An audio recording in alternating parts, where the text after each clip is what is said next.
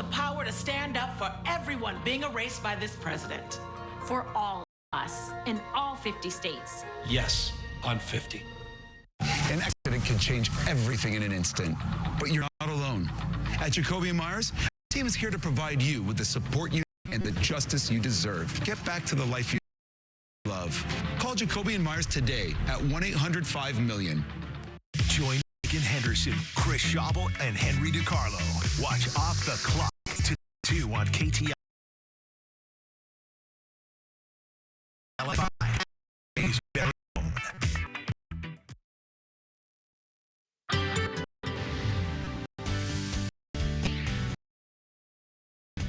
Good morning, everybody. Live look in Long Beach as we're looking at, it's hard to really tell what's going on here. I can do morning cloud coverage along the coast. Ginger early this morning during the 4 a.m. hour showed one of the traffic cameras, and the fog was very thick. So oftentimes when we think about these windy conditions, we don't really associate low clouds and fog, but we still have along the coast, and we're going to be 81.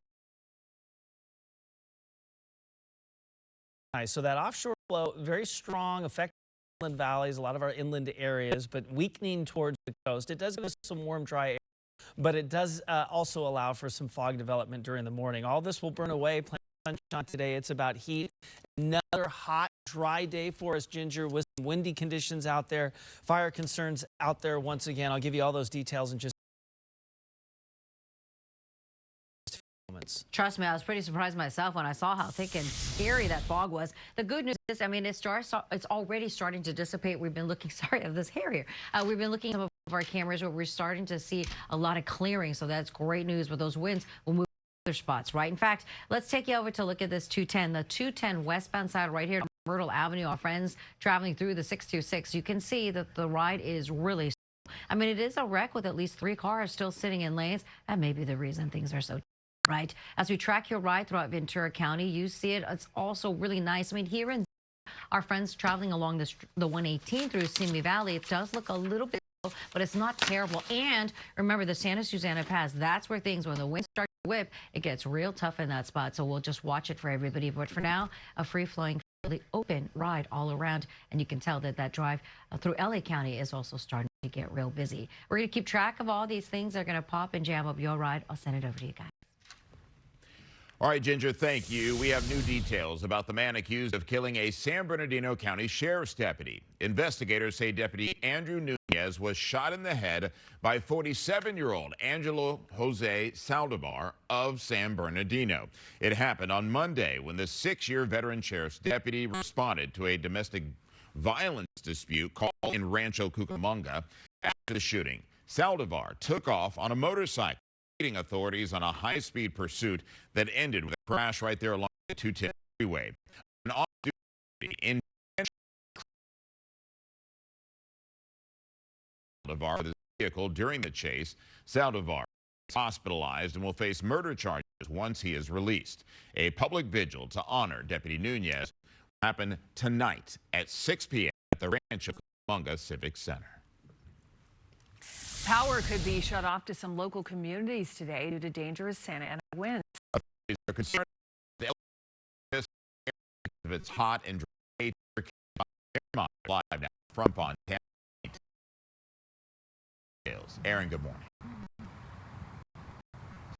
Good morning, Chris. Good morning, Megan. We haven't seen much wind yet here in Fontana, but they could pick up those winds. We could see some strong gusts. It's also going to be hot, about 92 degrees, and it's dry out, so that does mean elevated fire danger. We'll go ahead and get into some video. You can see it has been windy. This is from yesterday, so we have seen some windy conditions. We could see that here in Fontana once again today. Now, the National Weather Service says wind gusts in this area could reach about 30 miles per hour. There's also a heat advisory in place until 7 tonight. Temperatures could range from 92 to 98 in parts of the Inland Empire and Orange County. There is a heat advisory in place for much of LA County as well. Now, with these conditions, there is a concern fires could spark and then spread quickly. So there is a possibility for these public safety power shutoffs until late this afternoon, according to SoCal Edison. Now, this helps reduce the risk of a wildfire caused by utility equipment.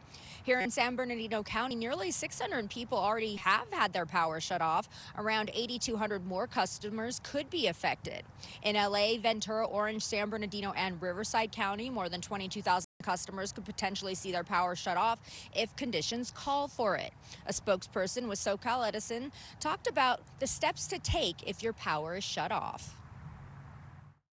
Get updates from about emergency conditions using a battery-powered radio.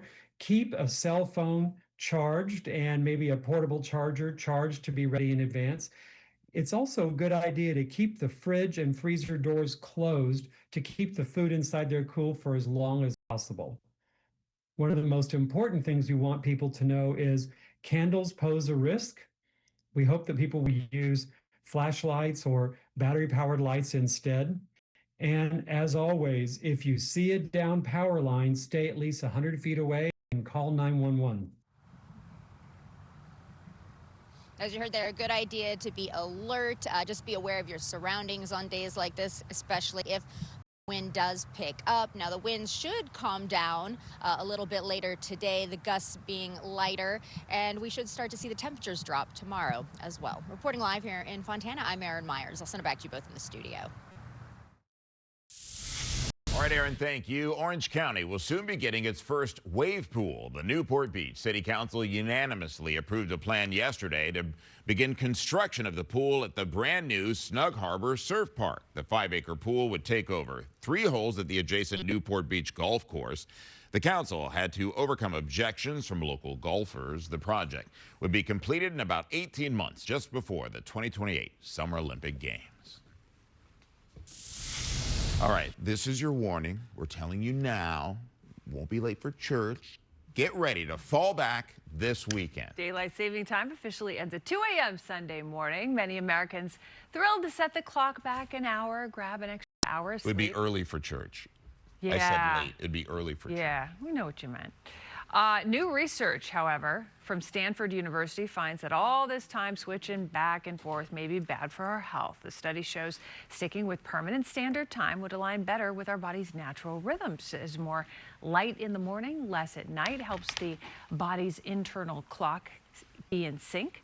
The twice-a-year clock changes disrupt our sleep, apparently impacting the body's metabolism and our immune systems. Henry has thoughts. No, I really don't have thought. I could care less either way. I just think we're a little. Well, you had thoughts during the 4 a.m. hour. I did. I was just saying, like, I mean, come on. I mean, Change. are the effects that great? I mean.